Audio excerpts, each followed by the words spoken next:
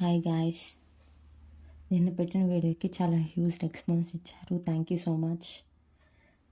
Please అలాగే subscribe చేసుకుంటారని కూడా అనుకుంటున్నాను. మీ సపోర్ట్ నాకు చాలా అవసరం.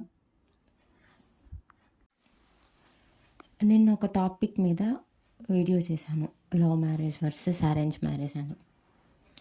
అసలు విషయానికి వెళ్ళిపోతాము. అరేంజ్ మ్యారేజ్ పెద్దవాళ్ళు చూసిన పెళ్ళి.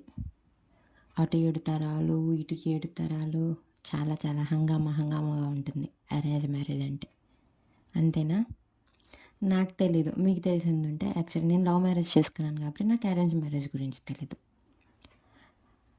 లవ్ మ్యారేజ్ ఇద్దరు ఇష్టపడి, అమ్మాయి అబ్బాయి ఇష్టపడి పెద్దల అంగీకారం లేకుండా చేసుకునేదాన్ని లవ్ మ్యారేజ్ అంటారు. కొన్ని లవ్ అండ్ అరేంజ్ ఉంటాయి. పెద్దలను ఒప్పించి అరేంజ్ మ్యారేజ్ చేసుకునేదాన్ని లవ్ అండ్ అరేంజ్ మ్యారేజ్ అంటారు. ఒక రకంగా నాది అలాంటిదే, కానీ కొంచెం డిఫరెంట్. ఆ విషయం పోను చెప్తాను. మీకు తెలియాలంటే ముందు మీరు సబ్స్క్రైబ్ చేసుకోవాలి కదా. సబ్స్క్రైబ్ బటన్, బెల్ ఐకాన్ నొక్కడం మర్చిపోకండి. ఓకే, మ్యాటర్లోకి వెళ్ళిపోదాం. లవ్ మ్యారేజ్ చేసుకోవడం వల్ల ప్రాబ్లం రావట్లేదు. ఇక్కడ బాగా ఆలోచిస్తే డబ్బులు కూడా కాదు, మనీ కాదు, ఆస్తులు అంతస్తులు కాదు.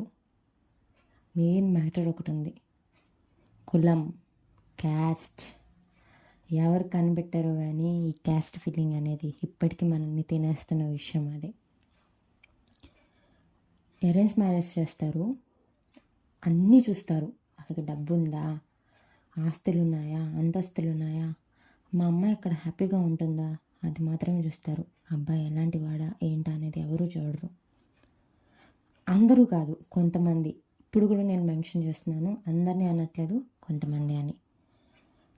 అన్నీ బాగుంటాయి, ఆస్తులు అంతస్తులు ఉన్నాయా, బాగా కట్నం ఇచ్చారా, అయినా బాగా చూసుకోవట్లేదా. ప్రాబ్లం ఎక్కడి నుంచి వస్తుంది? పెద్దవాళ్ళు చూసిన పెళ్ళే కదా, అన్నీ ఎంక్వైరీ చేసే పెళ్ళి చేశారు కదా, అయినా బాగా చూసుకోవట్లేదా అమ్మాయిని. మరి ప్రాబ్లం ఎక్కడా? తెలీదు. అది మీరు చేశారు కాబట్టి అమ్మాయి ఎంత బాధైనా భరించాలి. పెద్దవాళ్ళు పెళ్లి చేశారు కాబట్టి అమ్మాయి ఎంత బాధైనా భరించాలి. అప్పుడేం కాదు.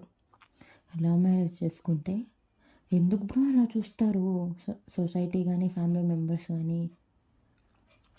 ఆల్రెడీ నేను చెప్పా, లవ్ మ్యారేజ్ చేసుకుంటే పెద్ద క్రైమ్ చేసినట్టు చూస్తారని. ఇక్కడ ఆస్తులు అంతస్తులు మనీ ఇవేవి కాదు, కులం. నాకు జరిగిన చిన్న ఎక్స్పీరియన్స్ గురించి చెప్తాను. మేము చెప్పిన పెళ్లి చేసుకోకపోతే నిన్ను గడప కూడా తొక్కనివ్వమంటారు. ఇది కామన్ సినిమా డైలాగ్ కూడా, కానీ నిజ జీవితంలో కూడా చాలామంది వాడుతుంటారు. ఇంకో విషయం చెప్తా, నువ్వు కానీ మీ చెంపిని పెళ్లి చేసుకోకపోతే మా ఇంట్లో మేము తాగే గ్లాస్లో కూడా నీకు నీళ్ళు ఇవ్వము.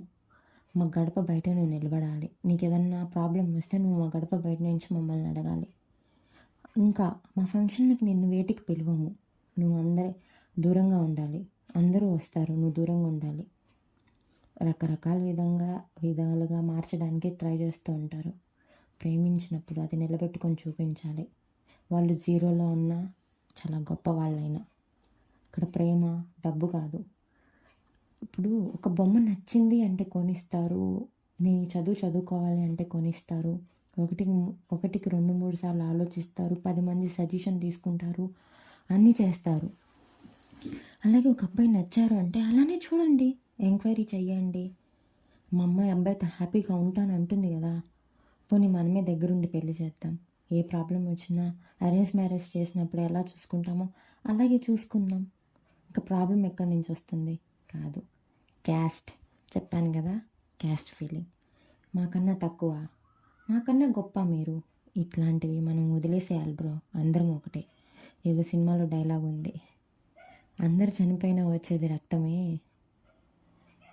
అందరు చచ్చిపోతే పోయేది ఒక చోటుకే అని. కులమేం కూడు పెట్టదు బ్రో.